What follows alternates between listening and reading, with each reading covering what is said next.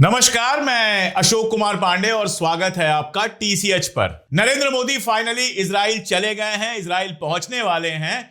और भारत की हालत में आपको बताऊं, गोदी मीडिया इतना ज्यादा एक्साइटेड है कि रूबिया लियाकत ने जेरूसलम पोस्ट की एक तस्वीर साझा की, जो उसका फ्रंट पेज है, उसकी तस्वीर साझा की। उसके फ्रंट पेज पे नमस्ते लिखा हुआ है हिंदी में और हिब्रू में। और रूबिया लियाकत इसको देखकर इतना खुश हो रही हैं कि वाह, प्रधानमंत्री जी का क्या स्वागत हो रहा है। वैसे तो जो लोग मेरा इजराइल वाला वीडियो देखते हैं वो जानते हैं कि मैं कई बार बता चुका हूं कि जैसे रूबिया लियाकत को यहां गोदी मीडिया कहा जाता है, वैसे ही जेरूसलम पोस्ट को इजराइल में भी गोदी मीडिया कहा जाता है। लेकिन एक किस्सा और सुन लीजिए। वो आदमी किसी मेहमान के आने पर बहुत ज्यादा खुश होता है जिसके घर कोई आता जाता नहीं है, जिसका मोहल्ले वालों ने बहिष्कार कर रखा है। अगर उसके घर कोई आ जाए तो वो बड़ा खुश होता है, बड़ा स्वागत करता है, दिखाता है कि देखो हमारे घर भी लोग आ रहे हैं। लेकिन जो मेहमान उसके यहां जाता है उसकी इज्जत बढ़ती नहीं है, उसकी इज्जत पहले से घट जाती है। तो मोदी जी की इजराइल यात्रा को समझने के लिए यह कहानी काफी है। क्यों जा रहे हैं मोदी जी इजराइल? 48 आवर्स का जो टाइम दिया हुआ था ट्रंप ने ईरान को, वो खत्म हो चुका है। पूरी तैयारियां हो चुकी हैं ईरान पर हमला करने की। पूरा मिडिल ईस्ट वार की संभावना से, युद्ध की संभावना से गरमाया हुआ है। इजराइल में अमेरिकी जहाजें उतर रही हैं। यह सारा माहौल है जंग का। उसके बीच में आखिर नरेंद्र मोदी को वहां पहुंचने की जरूरत क्या थी? टाला जा सकता था कुछ दिन, युद्ध हो जाता, उसके बाद चले जाते, या कुछ दिन पहले चले गए होते एकदम युद्ध वाले माहौल में। जब ग्रेटर इजराइल वाला बयान बार बार आ चुका है, सारा तमाशा हो चुका है, अरब वर्ल्ड इजराइल के खिलाफ खड़ा दिखाई दे रहा है, पूरी दुनिया इजराइल को इस बात पर लगातार घेर रही है कि गजा में उसने जो कुछ किया, जिस तरह से तमाम जंगें शुरू की, लोग जा नहीं रहे हैं। आईसीसी का वारंट निकला हुआ है, यानी घोषित अपराधी है, अंतरराष्ट्रीय अपराधी है नेतन्याहू। उससे क्यों मिलने जा रहे हैं, वो दोस्ती क्यों निभा रहे हैं हमारे प्रधानमंत्री नरेंद्र मोदी? ये सवाल बड़ा मजेदार है। कल तो यह भी काफी इंटरेस्टिंग था कि कई जगहों पर यह बहस चल रही थी कि अमेरिका शायद 2 दिन तक हमला सिर्फ इसलिए ना करे कि नरेंद्र मोदी इजराइल में हैं, कहीं उनकी जान खतरे में ना पड़ जाए। हिंदुस्तान में तो जरा सा प्रदर्शन हो जाता है तो नरेंद्र मोदी जी कहते हैं कि पंजाब के मुख्यमंत्री को थैंक यू बोल देना कि मैं जान बचाकर आ गया।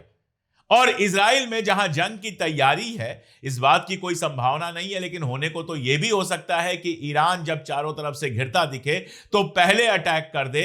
चारों तरफ से युद्ध की संभावना है तो नरेंद्र मोदी इजराइल क्यों गए हैं? हिंदुस्तान में किसानों से, मजदूरों से, छात्रों से डर लगता है उनको। कांग्रेस के यूथ लीडर शर्ट उतारकर प्रदर्शन करते हैं तो दंगा और जाने किस किस के केस में फंसाया जाता है। और जिस इजराइल में बवाल मचा हुआ है, जिस मिडिल ईस्ट में बवाल मचा हुआ है, युद्ध की संभावना बिल्कुल सामने है, वहां नरेंद्र मोदी कैसे पहुंच जाते हैं? ये एक ऐसा सवाल है जो इस समय हर सोचने समझने वाले लोगों के दिमाग में है। 3 अलग अलग बातें हैं जिनको समझना बहुत जरूरी है। पहली बात तो ये कि नरेंद्र मोदी जब 2017 में इजराइल गए थे तो इस तरह का स्वागत नहीं हुआ था। लेकिन 2017 में उन्होंने एक रिवाज तोड़ा था। उसके पहले कोई इंडियन प्राइम मिनिस्टर इजराइल नहीं जाता था। इजराइल को 1952 में हमने मान्यता दे दी थी कि चलो तुम एक आजाद देश हो, हमने मान लिया। 1992 में जाकर इजराइल से हमने राजनयिक संबंध बनाए थे, यानी एम्बेसीज प्रॉपर खुली थी। लेकिन उसके बावजूद इजराइल को हम उस तरह से साथ नहीं लेते थे। इजराइल जाना आना बहुत ज्यादा नहीं होता था। मैं आपको बताऊं कि 1962 में इजराइल ने हमारी मदद की। यह तमाशा चलाया गया, व्हाट्सएप गैंग ने यह चलाया कि 1962 में चाइना के वार के समय इजराइल ने हमारी मदद की। इससे बड़ा झूठ कोई हो ही नहीं सकता है। 1962 में ना तो इजराइल इस लायक था और ना ही इजराइल से हमारे ऐसे रिश्ते थे कि वो हमारी चाइना के खिलाफ कोई मदद कर पाता। खैर, वो सब छोड़ दीजिए। तो 3 बातों की बात मैं कर रहा था। पहली बात तो यह कि नरेंद्र मोदी के टाइम में हिंदुस्तान और खुद नरेंद्र मोदी लगातार इजराइल के करीब गए हैं। अब 2017 की उस यात्रा को याद कीजिए। जब एप्स्टीन फाइल खुलती है तो नरेंद्र मोदी जी का जिक्र जिन मेल्स में है, उनमें 2 तरह के मेल हैं। एक वो जो ये कह रहे हैं कि नरेंद्र मोदी को इजराइल जाना चाहिए, और दूसरे जो नरेंद्र मोदी के इजराइल से लौटने के बाद किए गए मेल हैं, जिसमें कहा जा रहा है कि अमेरिका को खुश करने के लिए नरेंद्र मोदी नाचे और गाए। मैं बार बार कह चुका हूं कि नाचने गाने का मतलब यह नहीं कि म्यूजिक लगाकर डांस कर रहे थे या गाना गा रहे थे। नाचने गाने का मतलब अगर मुहावरे के तौर पे देखें तो खुश करने के लिए जो कर सकते थे, जो अमेरिका चाहता था वो उन्होंने किया। उस समय भी ट्रंप ही सत्ता में था। तो इजराइल जब 2017 में आप गए थे तो अमेरिका को खुश करने गए थे, अमेरिका से अच्छे रिश्ते बनाने गए थे। इसका मतलब एक क्या हुआ? इसका मतलब यह हुआ कि अमेरिका का आपके ऊपर प्रेशर था कि आप मिडिल ईस्ट में बाकी अरब मुल्कों को छोड़िए, इजराइल के साथ रिश्ता बनाइए, इजराइल की लाइन लीजिए। यानी पहली बात जो मैंने क्लियर की वो ये कि 2017 में नरेंद्र मोदी की जो यात्रा थी वो मेल्स बताते हैं कि अमेरिका के दबाव में थी, और इजराइल से जो अच्छे रिश्ते बनाने शुरू किए गए वो अमेरिका को खुश करने के लिए शुरू किए गए। अमेरिका और ट्रंप लगातार इस बात को चाहते हैं कि भारत अपने हथियार और बाकी जो उसकी सिक्योरिटी की जरूरतें हैं वो चाइना या रशिया या इस तरह का, रशिया ट्रेडिशनल है इसलिए रशिया का नाम बड़ा है, रशिया वगैरह से खरीदने की जगह वो अमेरिका और इजराइल से खरीदें। तो आप उस दौरे के दौरान जो डील्स हुई हैं, उसके बाद जिस तरह से हमारे यहां पेगासस आता है, ड्रोन्स आते हैं, समझ में आता है कि वो यात्रा अमेरिका की उसी शर्त को पूरा करने के लिए की गई थी। नंबर 2, इसके बावजूद नरेंद्र मोदी लगातार जाते रहे हैं मिडिल ईस्ट।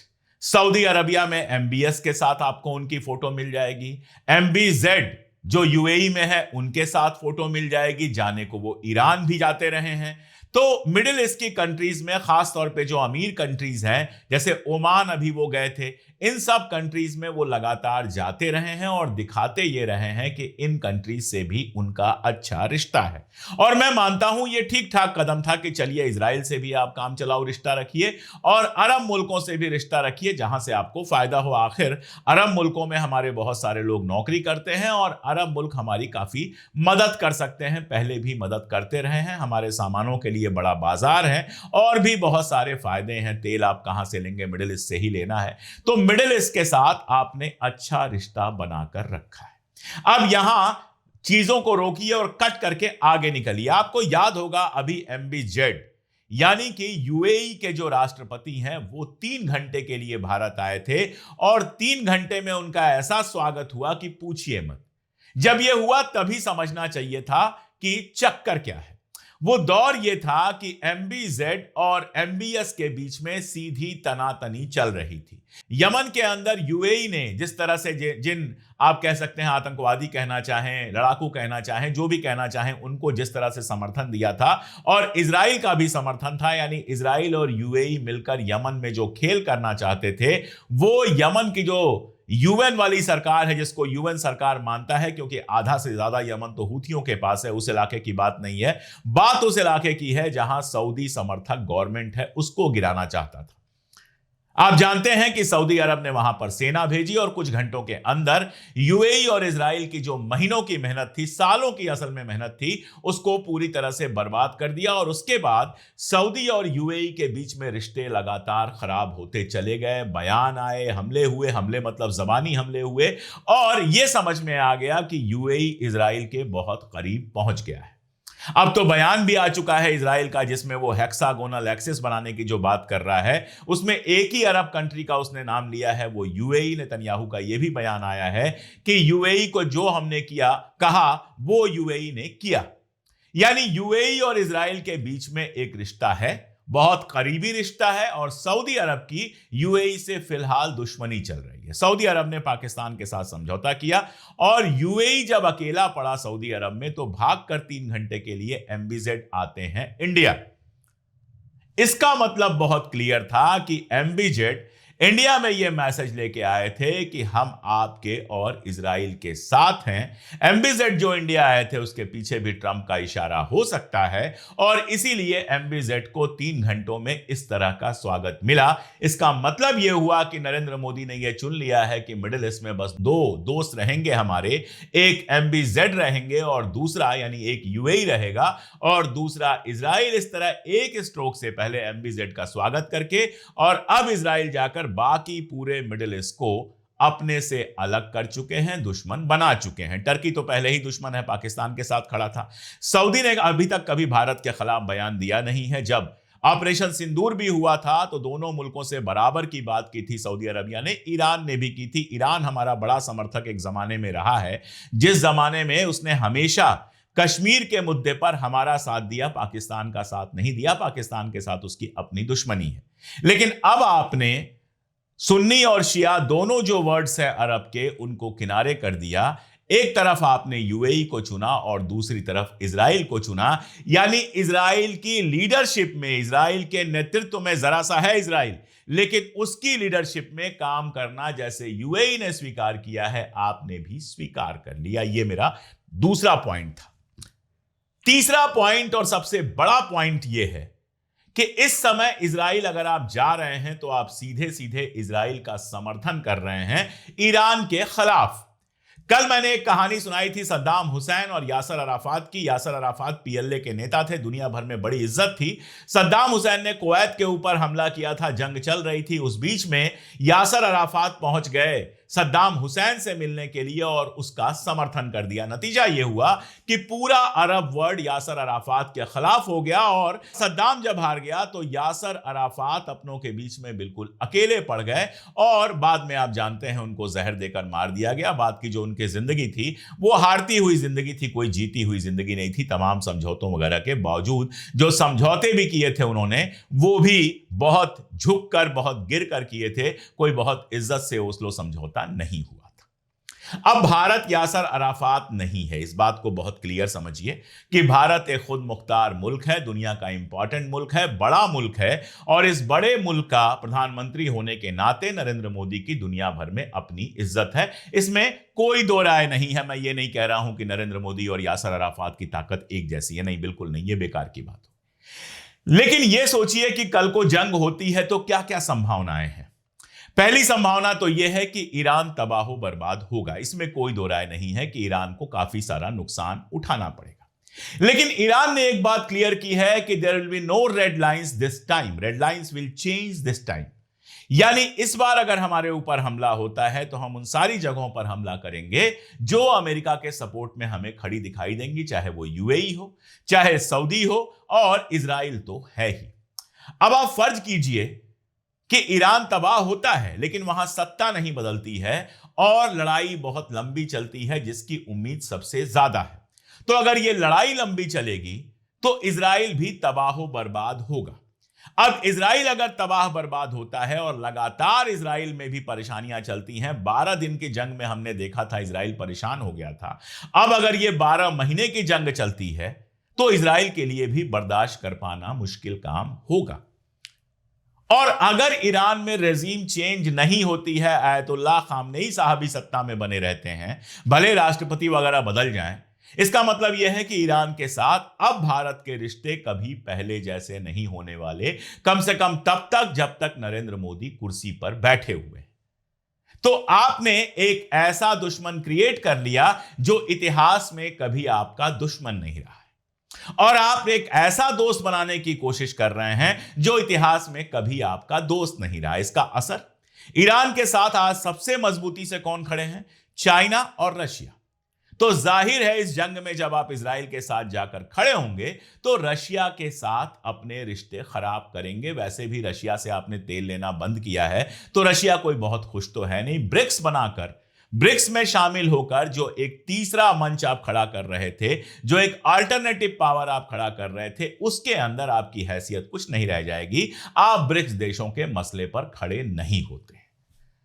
तो किसी भी हाल में यह डिसीजन इस समय जाने का समझ में नहीं आता है। बस इतना ही समझ में आता है कि कहीं ऐसा तो नहीं कि कोई कमजोर नस दबी हुई है, एब्स्टीन हो, कुछ और हो, और उसके चलते ट्रंप ने ऑर्डर दिया है कि भाई नेतन्याहू को कोई खुल के सपोर्ट नहीं कर रहा है, कम से कम तुम जाकर खुलकर सपोर्ट करो। और इसीलिए युद्ध के बीच में नरेंद्र मोदी इजराइल गए हैं। सही सवाल पूछा है प्रियंका गांधी ने।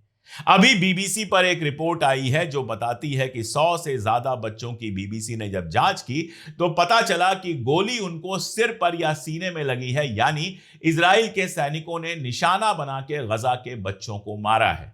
प्रियंका गांधी ने पूछा है कि क्या आप वहां के नेसेट में खड़े होकर, वहां की संसद में खड़े होकर गजा के बच्चों की भी बात करेंगे? सवाल ही नहीं उठता है क्या करेंगे। लेकिन बात यही है कि आप उस आदमी के साथ खड़े हो रहे हैं जो हत्यारा है और जिसको आईसीसी अपराधी मानती है, जिसको यूरोप के बहुत सारे देश अपने देश में घुसने नहीं दे रहे हैं, कह रहे हैं हमारे यहां हमारी जमीन पर पांव रखोगे तो तुमको गिरफ्तार कर लिया जाएगा। बाकी इजराइल में जो विवाद चल रहा है उसको ऐसे मत समझिए कि कोई मोदी का विरोध कर रहा है। यावर लैपिड का जो उनका विपक्ष का नेता है वो बाकायदा हिंदी में ट्वीट लिख चुका है मोदी के स्वागत में। वो भी ग्रेटर इजराइल का पक्षधर है और सब मिलकर स्वागत कर रहे हैं। पूरा इजराइल एक जैसा ही है, बहुत थोड़े से लोग हैं जिनके सीने में दिल है और इंसानियत बची हुई है। प्रॉब्लम यह हुई है कि वहां नेतन्याहू कोर्ट में बहुत बुरी तरह से फंसा हुआ है। अमेरिका गया था, हाथ पांव जोड़ा, तो ट्रंप ने हरजोग से कहा कि बेशर्मी है कि तुम माफ नहीं कर रहे हो, लेकिन हरजोग जो वहां का राष्ट्रपति है वो माफी देने को तैयार नहीं है। तो सुप्रीम कोर्ट में केस चल रहा है।